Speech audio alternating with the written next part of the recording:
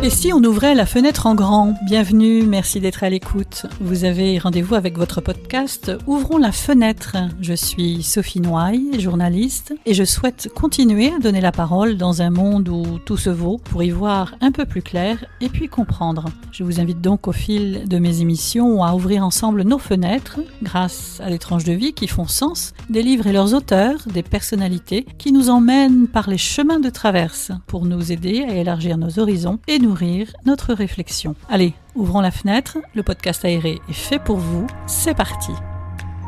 Violence, injonction d'aller bien et d'être positif, ne pas oser exprimer ses émotions, ambiance actuelle. Je souhaitais aborder ces thèmes avec une psy qui a les pieds sur terre. Anne-Laure Buffet est psychothérapeute, conférencière, formatrice spécialisée dans l'accompagnement des personnes victimes de violences psychologiques. En 2013, dans ce mouvement, elle crée l'association CVP contre la violence psychologique. Son but est d'informer et de dénoncer les violences psychologiques exercées principalement au sein de la sphère familiale. Elle est l'auteur de 3 livres majeurs qui font référence dans ces domaines: Les mères qui blessent, Les prisons familiales et dernièrement Ces séparations qui nous font grandir. 3 livres parus aux éditions Erol. Alors n'hésitez pas à réagir après l'écoute de ce 8e podcast. J'attends vos commentaires. Anne-Laure Buffet, bonjour. Bonjour Sophie. Merci, c'est un plaisir de vous retrouver. Merci à vous de m'inviter. Au micro. Au micro. Il y a toujours... au micro. Ben oui, il y a toujours des choses à dire. Et encore plus aujourd'hui, il faut prendre la parole.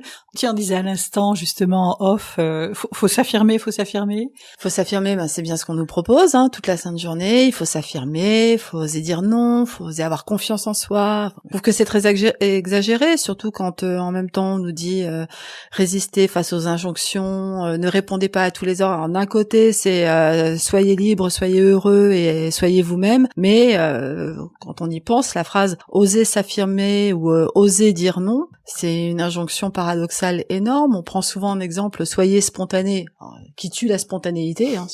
Si on dit à quelqu'un sois spontané, plus tout est calculé derrière. Est terrible. Mais oser dire non. Alors, en principe, souvent on le propose aux personnes qui manquent de confiance en elles.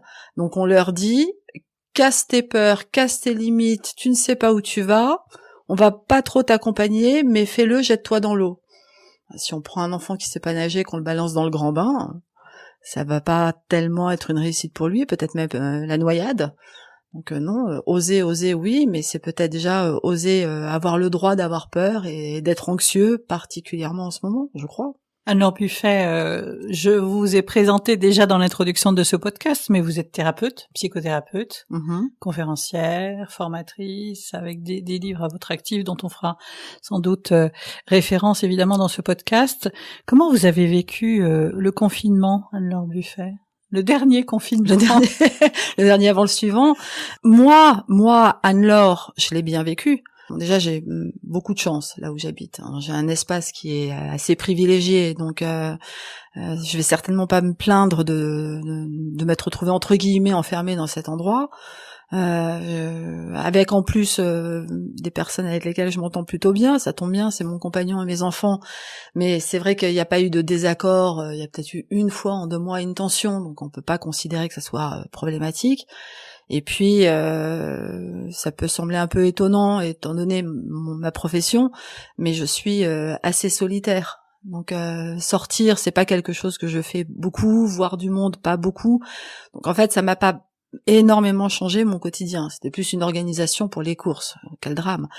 Mais en revanche, ça c'est bon pour la partie perso, ça va, mais sur le plan professionnel, on a vu arriver une première vague d'anxiété qui n'est que la première. Et alors là, on parle de la deuxième vague de Covid. On n'en est pas à la deuxième d'anxiété. On est loin d'avoir fini. Et où ça a été d'abord une espèce d'euphorie. Les 15 premiers jours, bon, ça va à peu près. C'est presque des vacances. On a vu tout le monde sur les réseaux essayer de trouver des solutions, se mettre à danser, chanter, faire de la lecture. Mais on nous avait dit 15 jours. 15 jours. Et puis 15 jours. Et puis 1 mois. Puis au bout de 15 et 1 mois, c'était 2 mois. Et on commence à annoncer que ça va durer, que va y avoir des pertes d'emploi, alors certes, avec un temps exceptionnel, mais le temps exceptionnel, par définition, ça dure pas. au début du confinement, je me suis dit c'est bien beau, mais en France, on est un pays, quoi qu'on en dise, qui est déjà très abîmé sur le plan de l'accompagnement psychique et psychologique.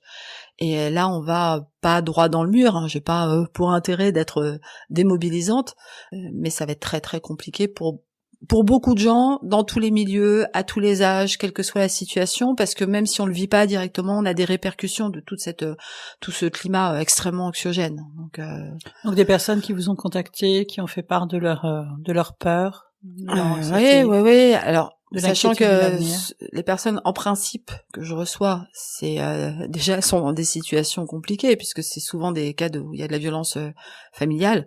C'est principalement de la violence intrafamiliale que j'entends, donc les situations sont très compliquées. Mais là, je vais pas dire que c'était passé au deuxième plan, mais presque. C'est-à-dire que il y a vraiment eu tout d'un coup cette totale incertitude, une perte totale de contrôle, puisqu'alors pour le coup personne ne le connaît, ce virus, et encore moins comment s'en soigner ou s'en sortir. L'éloignement qui pour le coup est devenu réellement compliqué, que l'on soit bien dans sa vie ou en difficulté, quand on a des proches, des amis, la famille, des parents âgés qui se retrouvent totalement isolés ou qu'on ne peut pas rejoindre. C'est devenu très complexe pour beaucoup de personnes. Ça nous a confrontés à notre propre solitude, à notre possibilité de mourir. Donc ça a été et là ça revient. Alors c'est un peu comme lorsqu'il y a un séisme, et après on a les répliques. Là on a toutes les répliques qui sont en train d'apparaître. Et oui, c'est vrai que les demandes sont pas réellement différentes, mais elles sont plus complexes à gérer actuellement. Parce qu'on manque de visibilité sur notre avenir à court terme. En plus. À court terme, à moyen terme, à long terme. Au cas où on l'oublierait, on nous rappelle que comme le climat s'est totalement déréglé, et de toute façon on retrouvera jamais ce qu'on a connu avant, si vous ne mourrez pas de la Covid, vous mourrez des canicules qui ne vont ou enfin toutes les catastrophes climatiques. Là, ce qui s'est passé dans les Alpes-Maritimes, c'est aussi une preuve que on est très fort en tant qu'être humain. Mais on est beaucoup moins fort qu'on ne le croit et beaucoup moins capable de contrôler qu'on ne le croit cette fameuse nature. Et je pense que ça nous ramène aussi à ça. Est-ce que cette période et cette période que l'on vit encore aujourd'hui permet d'appréhender d'une manière différente la vulnérabilité qui est la nôtre, sans que ça soit une nouvelle injonction? Parce qu'on dit soyez vulnérable, accueillez votre vulnérabilité, etc.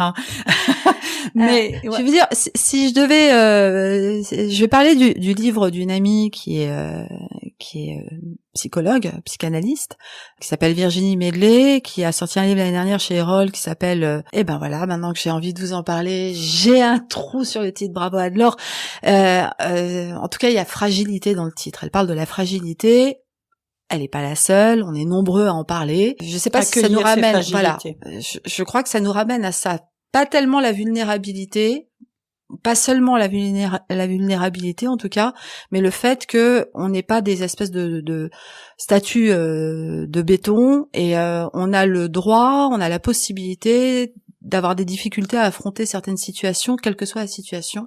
Et d'une certaine manière, plus on s'autorise justement à dire là ça ne va pas du tout, et là j'ai peur, là je m'angoisse, là j'y arrive pas, plus on est capable de le verbaliser, plus on est paradoxalement capable de l'affronter, puisqu'on nomme ce qui nous pose un problème. C'est de taire qui est finalement le plus difficile. Alors, nommer, exprimer, mais en même temps, on le disait tout à l'heure, avec ces injonctions, on a l'impression qu'on n'a pas le droit d'exprimer ces émotions négatives.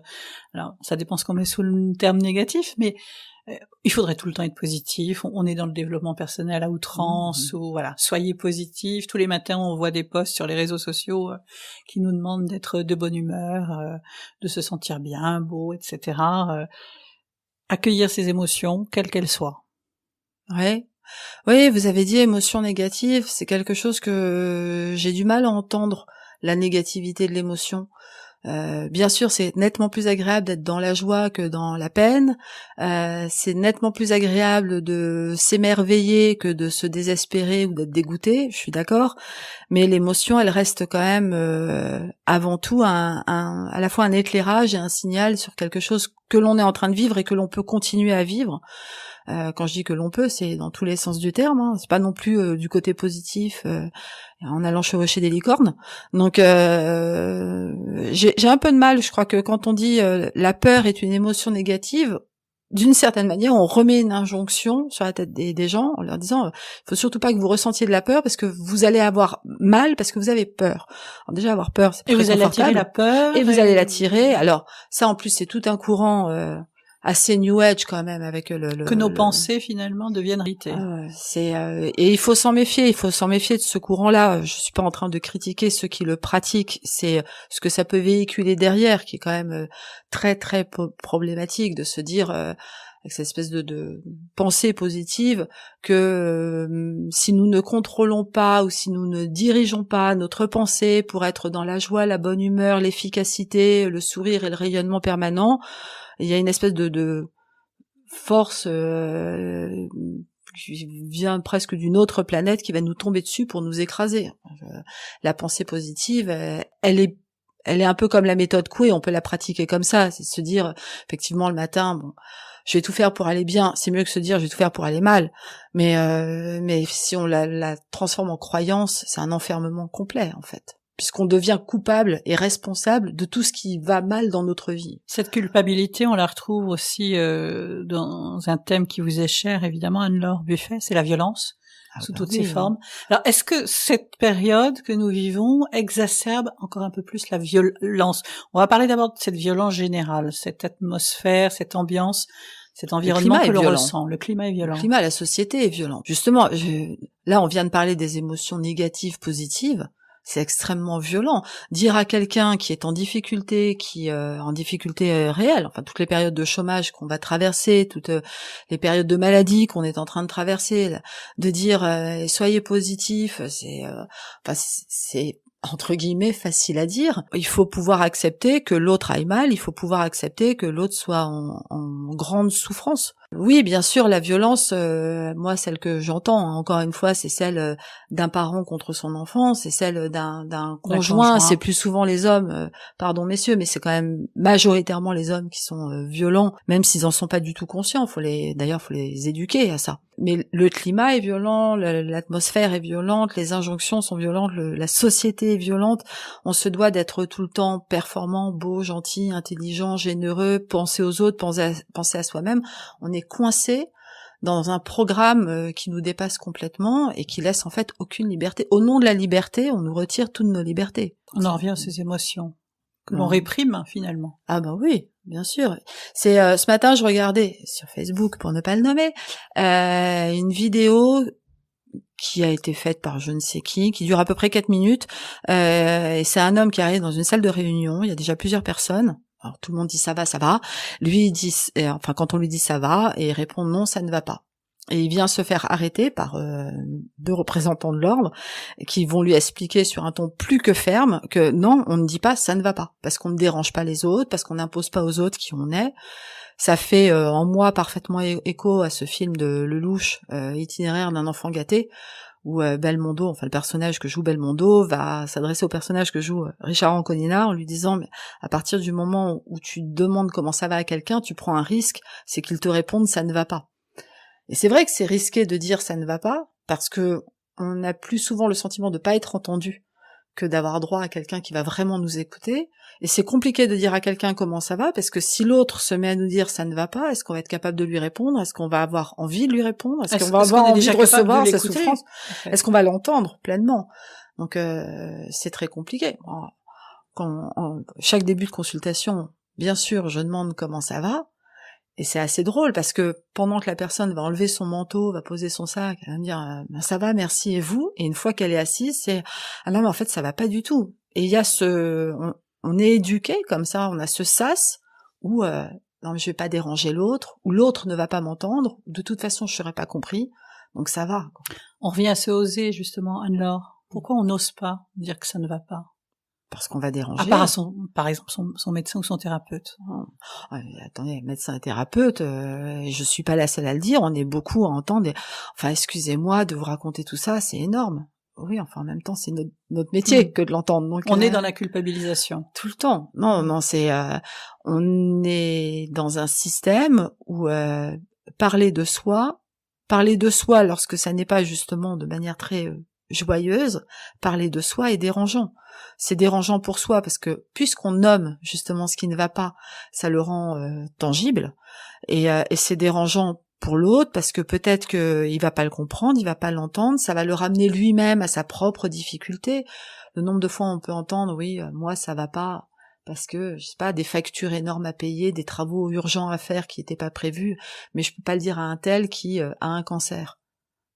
Ça le rend pas sourd, ça le rend pas inhumain. Donc bien sûr, on doit considérer ce que vit l'autre, mais si chacun on ne fait plus que considérer l'autre sans se considérer, on tombe dans le piège inverse, qui est qu'à se vouloir bienveillant ou empathique, on l'est plus pour personne. Parce que finalement, on reste aussi braqué sur il va pas pouvoir m'entendre parce qu'il est malade, ou parce qu'elle est elle-même en souffrance, parce qu'elle-même a été maltraitée, mais c'est pas pour autant que je vais aller lui parler de sa souffrance parce que je vais pas la ramener à ça. Donc finalement, on parle de quoi? On parle plus de rien. Les gens communiquent. Des banalités. On surcommunique sur rien. Ou sinon, on va sur Twitter, on s'insulte consciencieusement, tout ça sous pseudo, et puis on reprend le cours plus ou moins heureux de notre vie. Donc non, je trouve l'époque violente. Est-ce que on n'est pas forcément peut-être plus sensible qu'avant aussi? Ça ne s'explique pas par une sensibilité un peu plus exprimée, ressentie? Je crois qu'on est dans cette espèce d'ambivalence où on a le droit complet d'exprimer nos émotions, où c'est censé ne déranger personne, et en même temps où on est tout le temps confronté aux émotions des autres, justement. Enfin, il y a une interaction dans l'émotion, il y a une nécessité de parler des émotions, il y a un refus d'entendre l'émotion de l'autre, ce qui fait qu'on va surajouter à nos émotions d'une manière ou d'une autre pour ne pas déranger celui qui pourrait nous entendre. Très souvent, on passe aussi par les réseaux sociaux qui ont quand même un rôle où ça exacerbe tout ça. Un déversoir. Et on n'a plus le temps, en fait, ça va tellement vite qu'on n'a plus le temps de se poser, on n'a plus le temps de prendre du recul, on n'a plus le temps d'écouter réellement ce qui nous est dit, il faut surréagir tout de suite. Qu'on est plus sensible, je sais pas, ce qui est certain, c'est qu'on a moins le droit au discernement, moins le droit à la réflexion, moins le droit à rationaliser un tout petit peu ce qui nous est proposé. Et ce que je trouve désolant d'ailleurs, c'est quand on voit certaines personnes qui disent non mais j'y réfléchis et je te réponds dès que je peux. Elle commettrait presque une faute aux yeux d'un certain nombre de personnes parce que elle est pas capable de répondre tout de suite, c'est donc qu'elle a pas de réponse et que donc elle est pas compétente. Or, dire je prends mon temps pour t'apporter la meilleure réponse, c'est pas je ne sais pas et je ne saurai jamais. Et je trouve qu'on est dans cette hyper-réactivité qui nous est imposée et qui est, pour le coup, très dangereuse. Parce que les réseaux, l'information continue, nous pousse à ça aussi. On vit sur BFM TV. Et on vit avec les notifications mais notre portable. On fait de nos vies sans s'en rendre compte ce rythme de l'info en continu, comme vous dites, et d'un surcroît d'images que l'on s'impose en plus, et d'un surcroît de mots et d'un surcroît de pensées à longueur de temps. Mais dans un cadre hyper émotionnel. Alors si ça nous plaît, on reste dedans, on fait bien notre petite sauce, mais on s'encourage à être triste, à aller mal ou à aller bien. Enfin, on sait pas trop ce qu'on en fait, mais on fait notre petite sauce. Et si ça nous plaît pas, très vite on fuit. Mais comme l'enfant qui va à l'autre bout de la cour de récréation. Alors c'est pas évident de s'y retrouver dans tout ça. On sait pas trop finalement. Mais ce que je trouve dommage, c'est que le temps du confinement, même s'il a exacerbé les peurs de beaucoup de personnes, il a aussi permis à beaucoup de prendre du recul, de se poser, de dire on décélère. Il y a qu'à voir tout ce que je comprends parfaitement, mais tous les citadins qui veulent aller vivre à la campagne, c'est aussi pour pouvoir décélérer, c'est aussi pour avoir un rythme moins effréné. Et Dieu sait que on va pas dire qu'en 2 mois on se construit, mais qu'on on en a entendu parler en 2 mois de ce besoin de prendre le temps, de cuisiner, de respirer, de chanter, de s'occuper des l'essentiel. Et le 11 mai, on nous, entre guillemets, libère, c'est-à-dire donne le droit d'aller en dehors de chez nous, et en dehors de ceux qui ont décidé principalement de quitter Paris, parce que je suis pas sûre que cette espèce d'exode soit aussi important par rapport aux autres villes. Qu'est-ce qui a profondément changé? Pas grand-chose. On a repris notre rythme, on a repris notre accélération, on a repris le besoin de courir dans tous les sens du terme, les uns derrière les autres, pour avoir le sentiment qu'on est encore capable de produire. Alors après, vous me direz, c'est la société, c'est la surconsommation, c'est l'économie, c'est tout ça, je suis d'accord. Mais chez soi, seul, on se propose finalement peu de choses, Beaucoup essayent la méditation, beaucoup essayent la pleine conscience. Oui, mais parce qu'Anne-Laure, on a en souvent outil. peur en tout cas, certaines personnes ont peur de se retrouver confrontées à elles-mêmes. Bien sûr. La peur d'aller voir un petit peu plus profondément dans soi. Bien sûr, puisque au fond de soi, on n'a pas que de la force, on a aussi des faiblesses, on a des fragilités. Des zones d'ombre. On a des zones d'ombre, on est parfois dans un fantasme, et quand je dis fantasme, c'est pas nécessairement d'ordre sexuel, loin de là, mais dans un fantasme qui peut être très mortifère, ou sembler très mortifère, voire macabre. L'autre jour, il y a quelqu'un en consultation qui m'a dit je suis la seule, j'en suis sûre, à avoir parfois, mais ça dure un centième de seconde, l'envie de tuer quelqu'un. Je dis, mais si vous étiez la seule, ça se saurait, ça se verrait, et vous serez déjà enfermé. C'est une pulsion, c'est pas pour ça qu'on va passer à l'acte, mais c'est une espèce de réaction qu'on peut avoir. Oui, c'est difficile de se confronter à soi. Maintenant, qu'est-ce qui nous empêche de nous confronter à nous? C'est aussi cette peur, alors je vais appeler ça la peur de grandir, mais c'est grandir, être responsable, être autonome, c'est d'une certaine manière être seul face à ses problèmes à un moment. C'est lâcher la main de celui ou celle qui nous accompagne. C'est compliqué. Et encore plus quand, de la même manière, on est invité à tout le temps être en groupe, à se réunir, à faire partie d'une tribu. Faut jouer collectif, faut penser lien social. Donc toutes les personnes qui ont un fonctionnement, quelle que soit la raison, différent, et je dis bien quelle que soit la raison, si je prends, par exemple, si on pense aux autistes Asperger, qui sont pas forcément victimes de violence, qui sont pas forcément en souffrance de l'isolement ou de l'éloignement, bien au contraire, oui, pour elles, il y a cette difficulté à être acceptées, donc à s'accepter telles qu'elles sont. On est tellement normé aujourd'hui, et normé dans le beau, et dans l'immédiatement beau, et dans l'immédiatement sain, et dans l'immédiatement performant et empathique.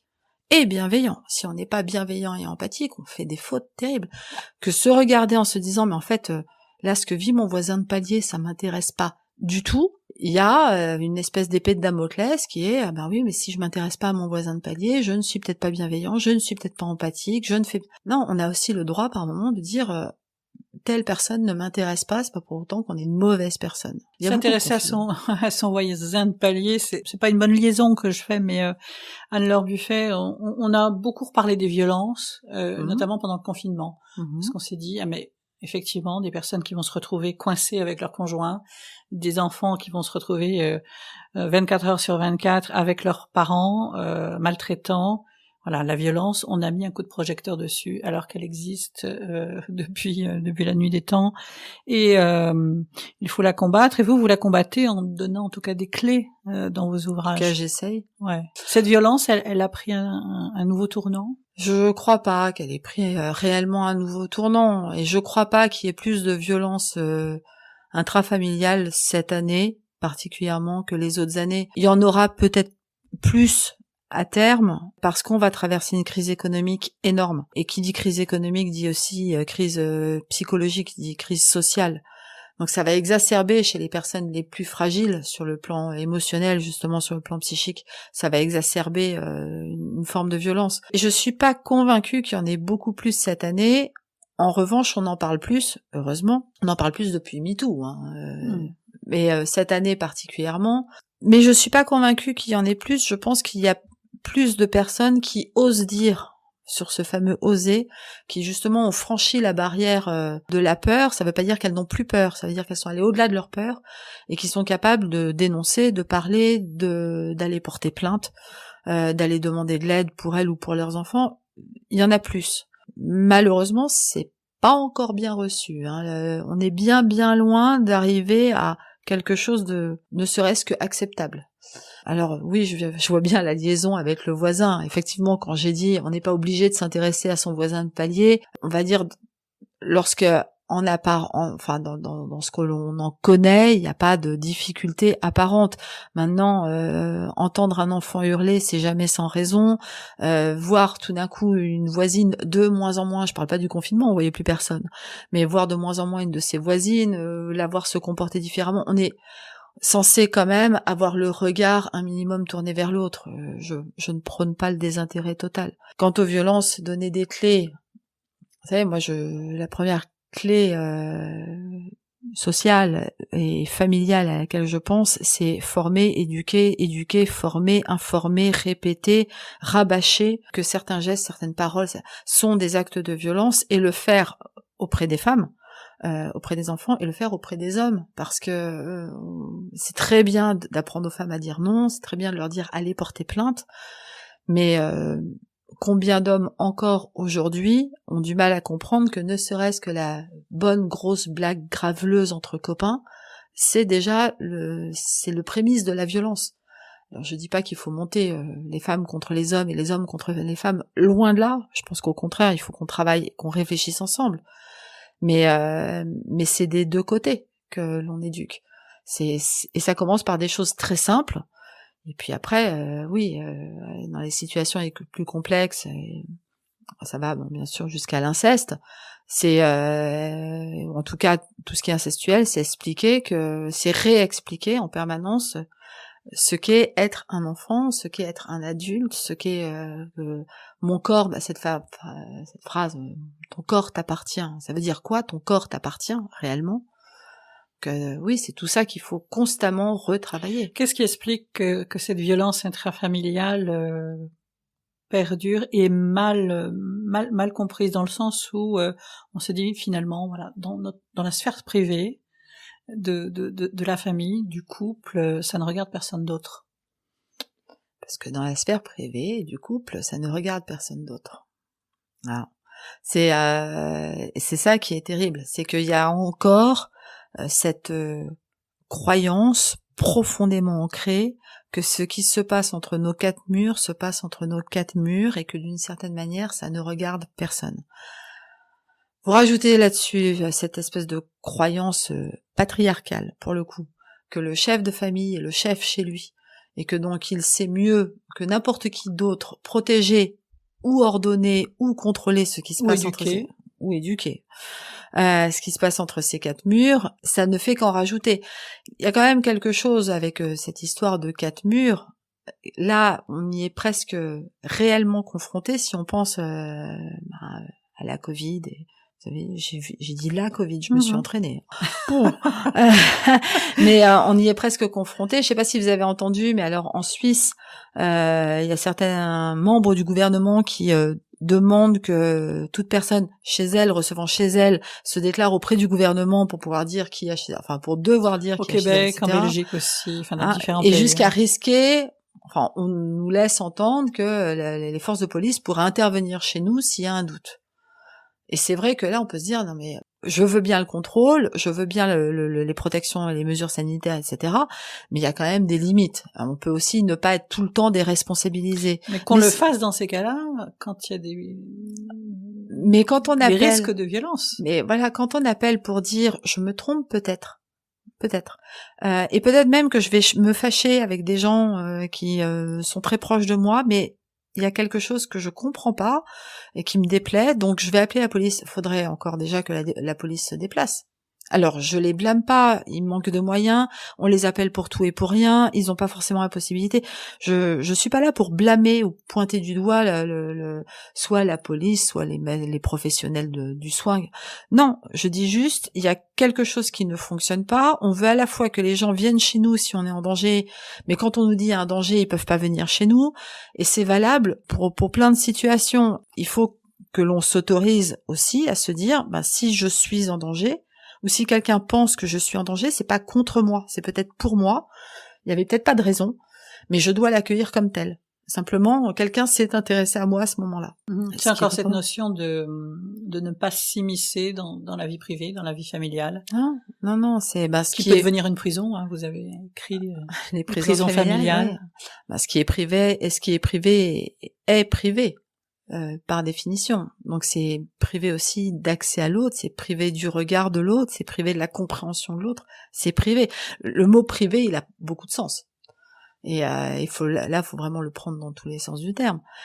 Puis c'est vrai que la violence, encore aujourd'hui, en 2020, heureusement, on dénonce les femmes, enfin les situations où il y a des femmes battues qui en meurent, où les enfants peuvent en mourir, mais malheureusement, il y a derrière ça un côté presque grand guignol, c'est-à-dire qu'il faudrait presque s'attendre à avoir du sang, des bleus et des larmes pour que les gens comprennent ce qu'est la violence. Or, la violence physique, oui, mais la violence physique, elle ne démarre jamais sans violence psychologique.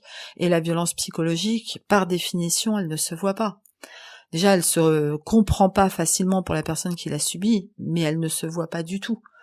Alors si on connaît très bien quelqu'un depuis longtemps, on la voit, qui s'affaisse, qui parle moins, qui s'isole, mais il faut pouvoir l'observer, c'est compliqué. Donc, et là, les situations que l'on traverse actuellement, elles sont un très très bon terreau pour la violence psychologique, de culpabilisation, de victimisation, un renfermement, ouais, d'oubli de soi, ou au contraire de sacrifice à l'autre parce qu'il est en difficulté et on se met en soumission et en dépendance. Bon, après, sur le principe, c'est toujours, et c'est malheureux, le même mécanisme, mais c'est pas pour autant qu'on arrive à le déceler rapidement. On parlait de l'éducation tout à l'heure, et il y a ce constat aussi dans les écoles, y compris les écoles maternelles aujourd'hui, de la violence des enfants. Alors, on peut dire que les enfants ont toujours été violents dans les cours d'école, alors ça se chamaille d'une manière ou d'une autre, mais il y a une espèce d'expression violente, agressive, de la part de tout petits enfants aujourd'hui. Mais parce qu'ils sont l'écho de ce qu'ils voient chez eux. Et c'est là où la violence, pas forcément la violence de leurs parents, mais la violence de ce que l'on reçoit comme information, que l'on absorbe comme information, qui donc crée un stress et que l'on répercute, parfois en prenant énormément sur soi en tant que parent, mais que l'on répercute. Il faut bien que l'enfant qui va absorber ça, et pour le coup, c'est une réalité, les enfants sont des éponges, il va bien falloir que lui aussi la répercute quelque part. Et la cour de récré, c'est pour lui, c'est à la fois l'échappatoire, l'exutoire de ce qu'il ressent. Donc souvent, je l'ai dit à des parents, je dis mais on devrait imposer aux parents, ça soulagerait un peu les maîtresses de temps en temps peut-être, on devrait imposer aux parents d'aller une fois dans l'année surveiller une cour de récré.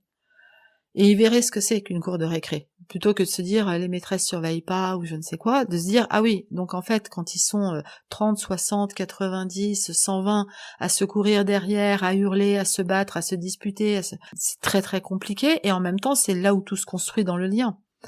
Donc c'est vrai que c'est tout petit qu'il faut leur apprendre un certain nombre de choses. Je crois qu'il y a quand même quelque chose. Alors je vais pas me faire forcément des amis, mais je suis pas forcément là pour me faire des amis non plus.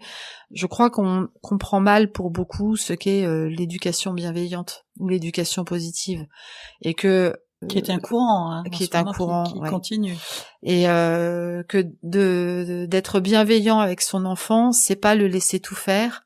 C'est pas le regarder en lui disant mon chéri, nous allons passer un grand moment de qualité pendant lequel tu vas pouvoir t'exprimer alors qu'il a 2 ou 3 ans, parce que là il va simplement rien comprendre. La bienveillance, c'est expliquer, pas la peine de hurler, mais c'est expliquer, c'est poser des cadres, c'est poser des limites, c'est certes inviter l'enfant à donner son point de vue lorsqu'il est en âge de formuler un point de vue, mais c'est pas parce qu'il a donné son point de vue qu'on est obligé d'aller dans son sens lorsque manifestement, peut-être que dans la minute il va s'amuser, mais à terme il va rien en retirer, voire se mettre en danger. Et il y a une vraie confusion entre positif et bienveillant, et il y a une vraie volonté d'être un bon parent. Je sais pas ce que c'est qu'un bon parent, je sais ce que c'est qu'un mauvais parent, mais un bon parent, je sais pas, si ce n'est quelqu'un qui va considérer pleinement son enfant, sachant qu'un jour il va être adulte, et que donc être trop... Et qu'il a besoin de tuteurs. Voilà, et si on est trop laxiste, eh ben les tuteurs il les aura pas. Et mais je pense que en fait toute cette colère aussi qu'on voit dans les cours de récré, elle vient de là, c'est que c'est un peu aussi le désarroi de l'enfant qui essaye de comprendre jusqu'où il peut aller, et si de titiller ses parents et de chercher le nom et de pas avoir le nom ça marche pas, il va aller le chercher ailleurs, le nom, parce que tout enfant a besoin du cadre, donc il le pose ainsi, mal certes, mais il le pose. Anne-Laure, on a aujourd'hui peu de moyens pour exprimer ça. Alors vous avez employé le mot colère, cette violence qui est en nous, parce qu'on a tous de la violence à l'intérieur de nous-mêmes, mais elle s'exprime, alors on la décharge sur les réseaux sociaux, etc. On la décharge malheureusement physiquement sur parfois notre entourage. Comment l'extérioriser? Quel exutoire trouver à cette violence, à cette colère? Eh bien, étant donné qu'actuellement nous sommes autorisés à aller dans toutes les salles de sport, non, je plaisante. Le sport, alors, la boxe à mon sens, est un excellent sport. J'ai aucune action dans aucune salle avec aucun prof de boxe, j'en fais pas. Ça veut pas dire que de temps en temps je suis pas énervée, mais je pratique pas la boxe. Mais je crois que quand c'est une colère qui est profonde et dont on ne trouve plus la cause, il faut déjà, avant même d'essayer de la rationaliser, il faut déjà vraiment l'extérioriser, mais presque dans le cri, dans quelque chose de primal. La boxe, elle nous autorise à crier. Mais tout le monde est pas prêt à crier. On a tous des natures différentes. Ça veut dire aller dans la forêt de Fontainebleau Ça veut dire ou aller ailleurs, aller crier en forêt, ça veut dire peut-être marcher.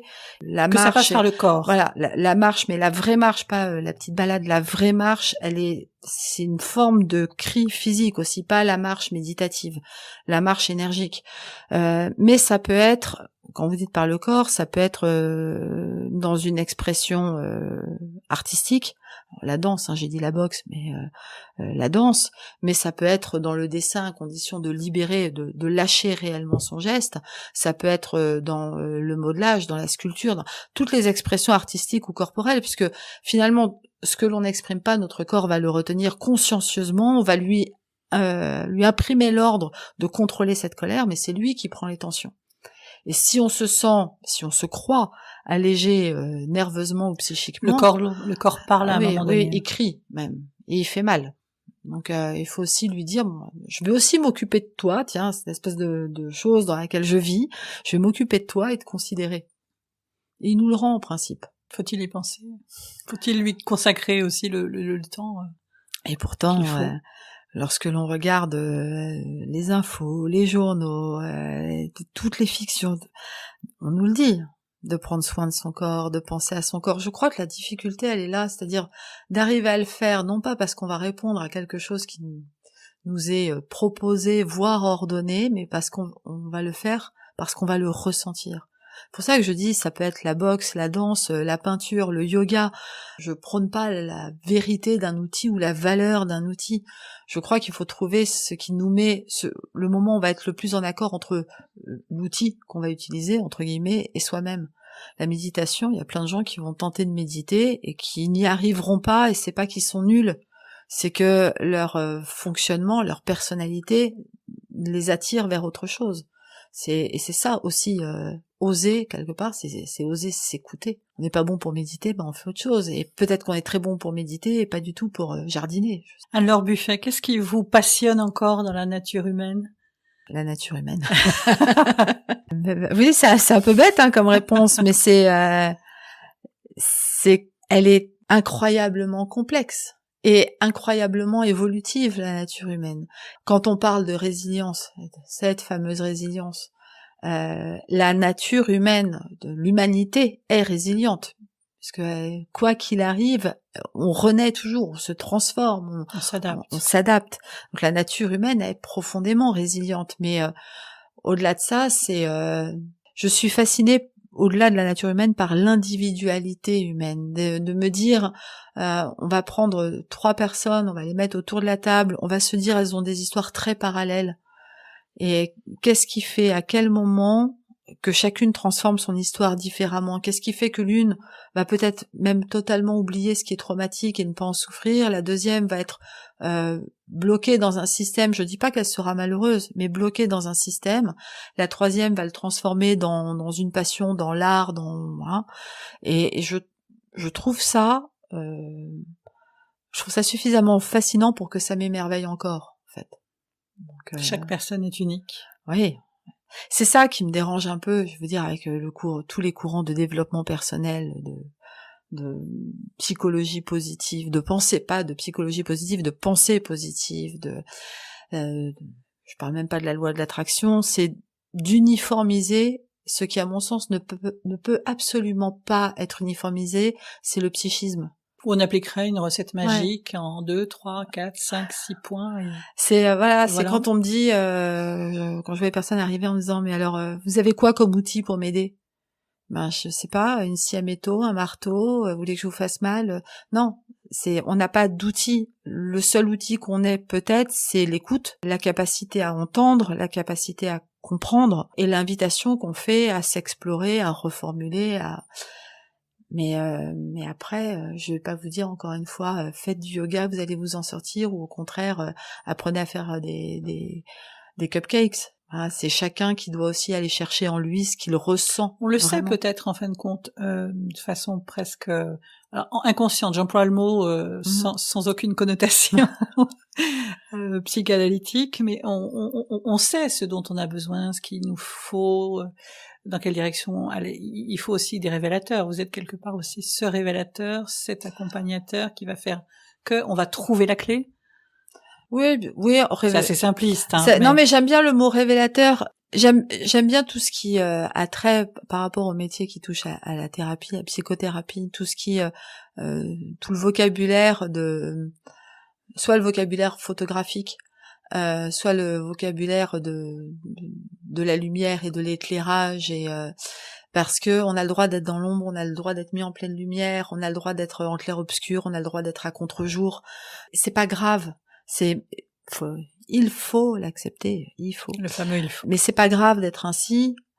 Après, je suis pas sûre que tout le monde sache profondément ce dont il a besoin, parce que lorsqu'on vous a réduit au silence, là, entre autres dans les situations d'emprise, par exemple, dans les situations d'emprise, la personne, au fond d'elle, au fond du très fond d'elle, peut-être c'est ce dont elle a besoin, mais comme elle est absolument plus autorisée à penser un quart de seconde à elle-même, il faut aller le chercher. Et là, pour le coup, la psychothérapie n'a plus un rôle de révélateur ou d'éclairagiste, mais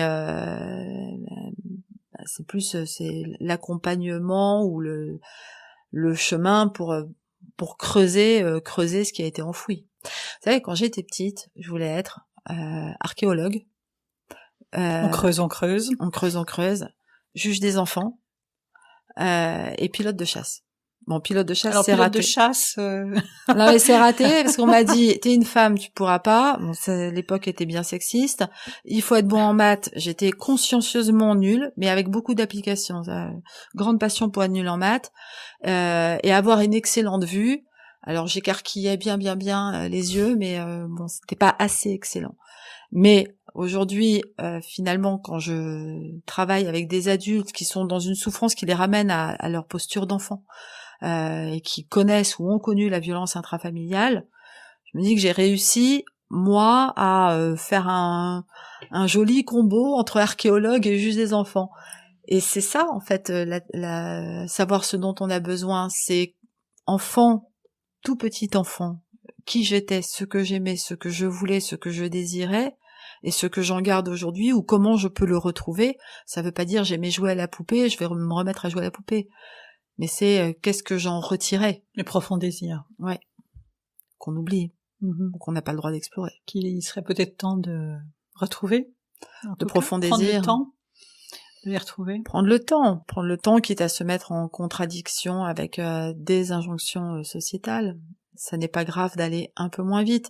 Ça doit quand même être suffisamment perturbant pour que de plus en plus de philosophes, entre autres, nous rappellent l'importance de la marche, l'importance de l'émerveillement, l'importance non pas de la procrastination, mais de savoir presque être en retard sur certaines choses. Prendre du recul, de la hauteur. S'éloigner un peu de ce mouvement perpétuel. Et je ne dis pas qu'on doit être comme des albatros à longueur de temps, mais s'élever un petit peu. Des projets de livres, Anne-Laure? Oui. Un qui a été pas mal repoussé par le confinement, mais ça c'est, je crois qu'on est beaucoup d'auteurs à voir les projets s'éloigner, donc il devrait sortir l'année prochaine sur le fait d'avoir le droit d'aller bien, ou le fait d'avoir le droit d'aller mal, et dont le titre quasi définitif est « Au secours, je vais bien ». Et puis un autre que je suis en train dont je termine la rédaction, qui sortira aussi en principe l'année prochaine aux éditions de l'Observatoire, sur le fait que possiblement nous pourrions tous être toxiques ou tous être victimes, voire tous toxiques et victimes de certaines situations ou certaines personnes. Donc, parce que c'est vrai que... Ça sera encore un autre sujet pour ceux qui voient les pervers narcissiques partout. C'est un petit peu... ça a été un peu un coup de colère au moment du confinement. J'en ai eu assez du pervers narcissique à tout bout de champ. Des PN. Ouais. Vous me connaissez. Un autre sujet, Anne-Laure. Alors, la question quand même finale, je vais pas vous demander vos rêves, mais si vous aviez la possibilité d'ouvrir une fenêtre particulière, qu'est-ce que vous aimeriez voir par cette fenêtre? Ce que j'aimerais voir par la fenêtre que je pourrais ouvrir, c'est un rêve. J'aimerais voir des hommes et des femmes réunis au même endroit sans sentir qu'il y a la moindre tension entre eux. Voilà. J'en suis encore au stade du rêve, hein. C'est pas interdit. Un rêve qui peut quand même faut espérer, s'incarner. Peut-être. Faut espérer. Merci Anne-Laure. Merci à vous Sophie. Merci à mon invité et rendez-vous donc la semaine prochaine pour une nouvelle émission. Ce podcast vous a plu? Alors ouvrons la fenêtre, vous le savez, est un podcast indépendant qui a vraiment besoin de vous. Et je vous invite donc à me laisser des étoiles sur les plateformes d'écoute et à le partager dans votre réseau. Vous pouvez aussi y participer financièrement si vous y trouvez une nourriture qui vous fait grandir et avancer au fil des épisodes. Merci beaucoup pour votre fidélité et votre confiance. Je vous dis à la semaine prochaine.